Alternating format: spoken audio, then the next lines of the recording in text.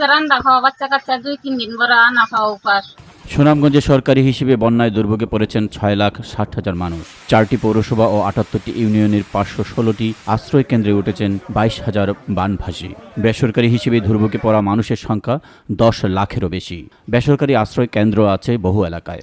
বন্যা পরিস্থিতি অপরিবর্তিত থাকায় দুর্ভোগ বাড়ছে এলাকায় এলাকায়। ঘরে ক্রমশমান পানি, মালপত্র উপরে তুলে আশ্রয় কেন্দ্রে গেছেন তারা, কিন্তু ওখানে গিয়েও রয়েছেন দুর্ভোগে। বাজারে শুকনো খাবারের সংকটও তৈরি হয়েছে।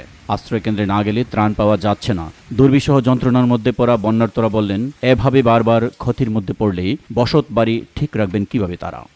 মুড়ি এখন বেশি দামে কেনা লাগে, ও পানি অতিরিক্ত চিনি সাঙ্গের উপরে মুড়ি একটা খুশি 30 টাকা খুশি, কেজি 100।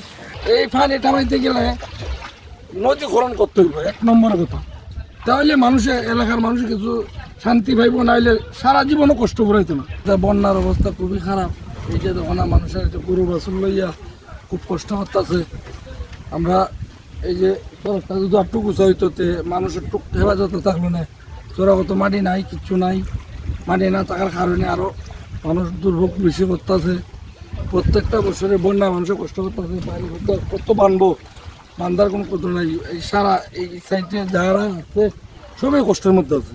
আমি একলা না, সারা এলাকায় কষ্ট।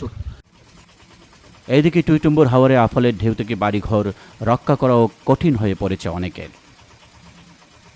আমাদের পরনে যা আছে তাই আছে, কিন্তু খাবার খাদ্য বিনিময়ে আমরা কোনো কিছু পাই নাই সরকার থেকে কিংবা কোনো কমিটির থেকে। তেল সাবান কিছুই পাচ্ছি না, ওষুধের কোনো ব্যবস্থা হচ্ছে না। আমরা আজকে 3-4 দিন ধরে কোনো খাদ্য ভিন্ন কিছু পাইছি না। এখন শুকনা খাবারও পাইছি না, চাউল ডাইলও পাইছি না, তেলও পাইছি না। আমরা কিভাবে বাঁচতাম খাইয়া? আপনারা আমরা সহযোগিতা করুন।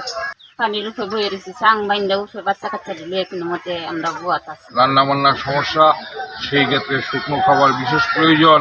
এখানে চাল, চিরা, বিস্কুট, গুড় ইত্যাদি শুকনা খাবার, মুড়ি ইত্যাদি দিলে অনেক উপকৃত হয়।